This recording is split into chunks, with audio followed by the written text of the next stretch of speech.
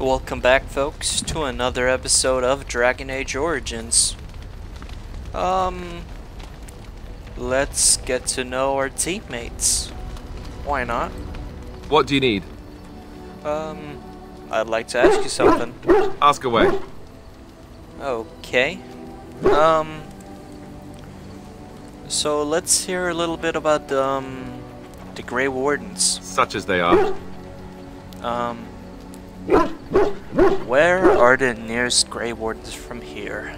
That's a good question. There's plenty in Orlais, but who knows where they might be found. And the nearest Orlesian city is weeks away. If we go north and cross the sea, there's bound to be some in the Free Marches. Again, however, I just don't know where. I don't know anything about Grey Wardens in other lands. Is there some kind of headquarters somewhere? Here in Ferelden, there's our compound in Denerim at the palace, but that's it. Loghain will have control over that and be watching it, no doubt. Beyond that, the only place I know of is Weishaupt Fortress. That's the headquarters of all Grey Wardens in the Anderfells, 1,000 miles from here. But I've no idea how to even contact them. So unless we try to get back to the compound in Denerim, I suppose the answer is no. There's nowhere for us to go.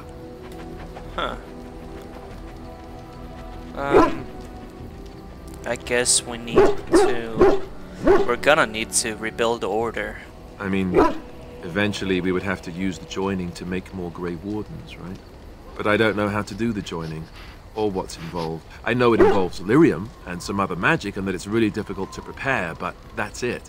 Unless we can find out more about the joining, I guess we better get used to the idea that there might only be 2 of us for now. Until more come from elsewhere. Alright, got no more questions? About the Grey Wardens, anyhow. Fair enough. What do you need? Ask away. So you said that Arl Eamon raised you. Oh, did I say that? I meant that dogs raised me. Giant slobbering dogs from the Anderfells. A whole pack of them, in fact.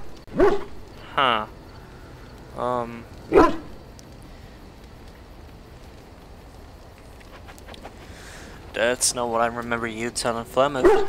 Well, if you're going to go and pay attention to the facts, then fine. Let's see, how do I explain this? I'm a bastard.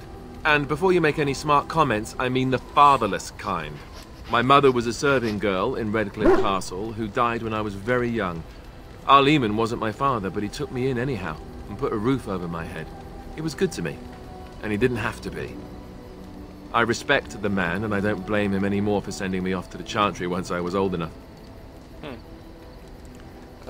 So who was your father? I know who I was told was my father.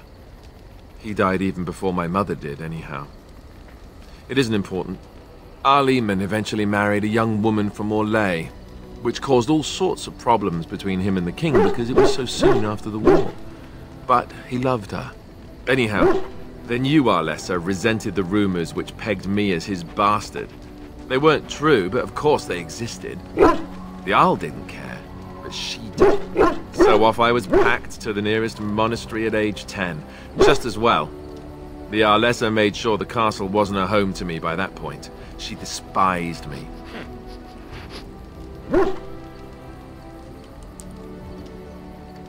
Sounds like a bunch of whining. I suppose you're right. I wasn't raised as the Arl's son, though, if you're picturing that. I slept in hay, out in the stables, not on silk sheets. I remember I had an amulet with Andraste's holy symbol on it. The only thing I had of my mother's. I was so furious at being sent away, I tore it off and threw it at the wall and it shattered. Stupid thing to do. The Arl came by the monastery a few times to see how I was, but I was stubborn. I hated it there, and blamed him for everything. And eventually, he just stopped coming. Oh.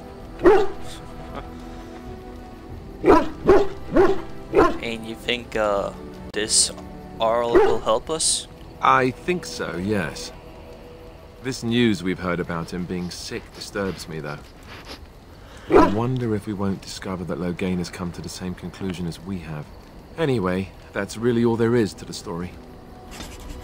Alright. Sounds good. What about Liliana? Yes?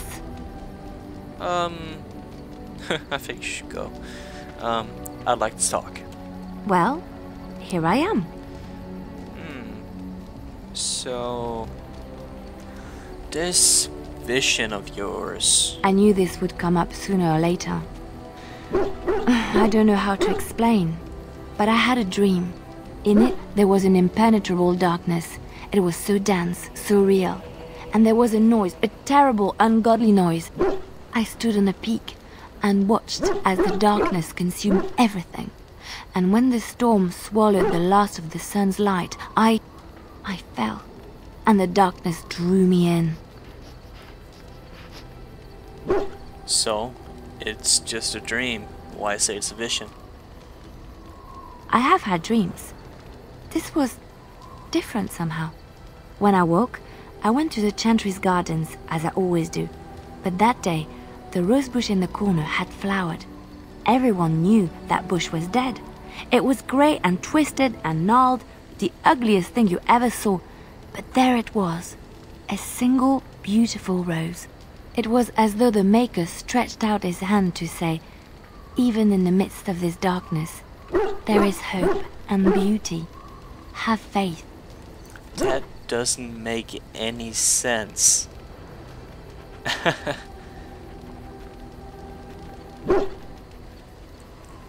That's just wishful thinking. I suppose you will never understand. No one does. It's all right. I know what I know, and no one will ever make that untrue. You know what you know is wrong. That I know. Why are we stopping? We're working together, so... no. Let's just get a few things straight. There are darkspawn to be fought. Is this delay needful? Yeah. I need to know if I can trust you. At my back. I am Canari. I have given my word to aid you. We are not people of idle promises. Okay. You said you were in the army. I am. Okay. Why would the Canari send soldiers here? The Antam are the eyes, hands, and mouth of the Canari. We are how my people know the world.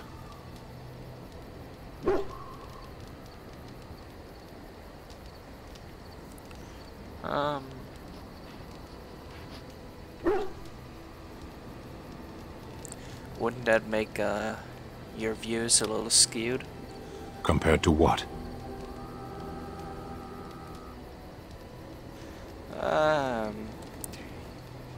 I mean, you only learn about the people you conquer. What does anyone truly know of the world?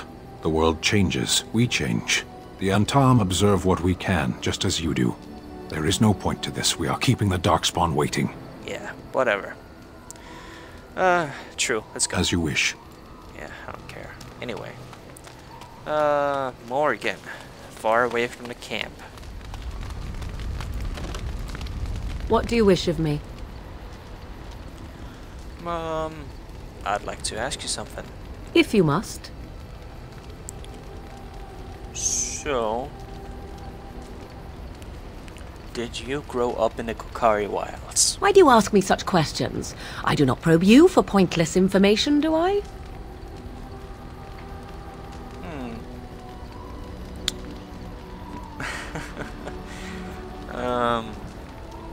I'm curious. What's wrong with that?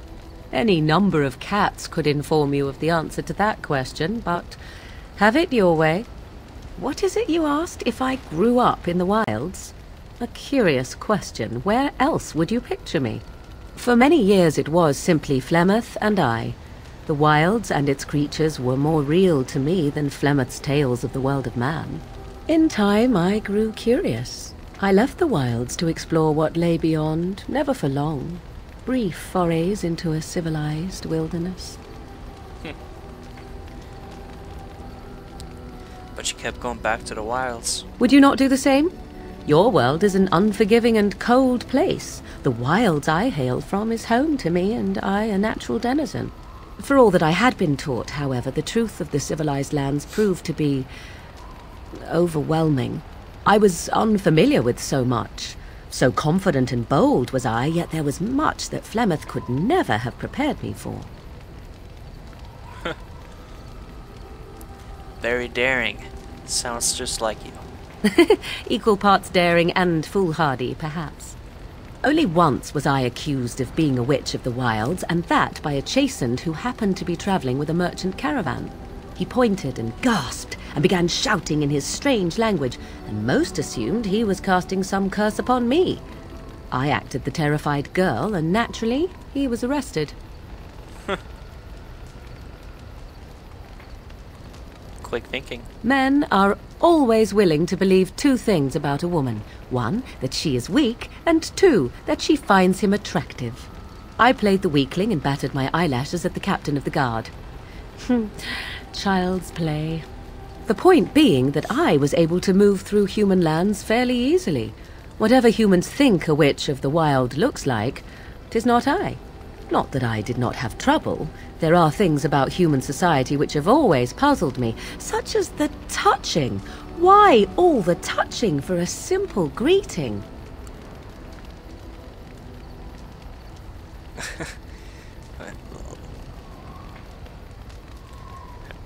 Like a handshake? To begin with, yes. What is the point of touching my hand? I find it an offensive intrusion. There were many nuances that Flemeth could never tell me of.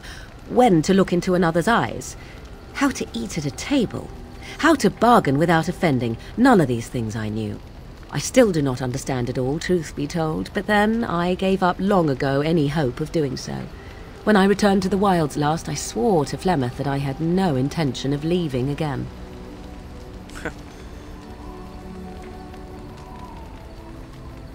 Yet here you are.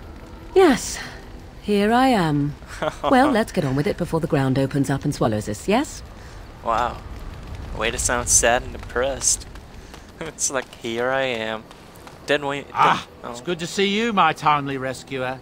Bodom Fennec at your service once again. I saw your camp and remember the kind offer that you made the last time we met. And is there anywhere safer for a poor merchant and his son to sleep? I think not. I'm perfectly willing to offer you a fine discount for the inconvenience of our presence. How does that sound? Good? Yes? Sure, just mind yourselves. Wonderful. Thank the gentleman, won't you, boy? Thank you, sir. We won't be a bother to you and your companions, I assure you. If you should need enchantments, simply talk to my boy. Otherwise, come speak with me. Sounds good. If there's anything I can do for you, please tell me. Alright, so let's see. I'm sure you'll be pleased with the goods my boy and I have collected, and with your discount.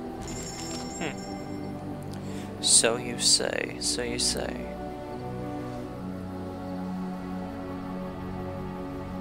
Need magic.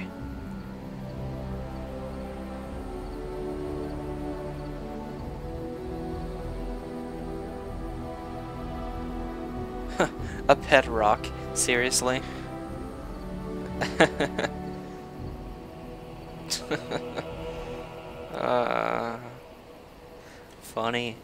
Funny. Butterflies so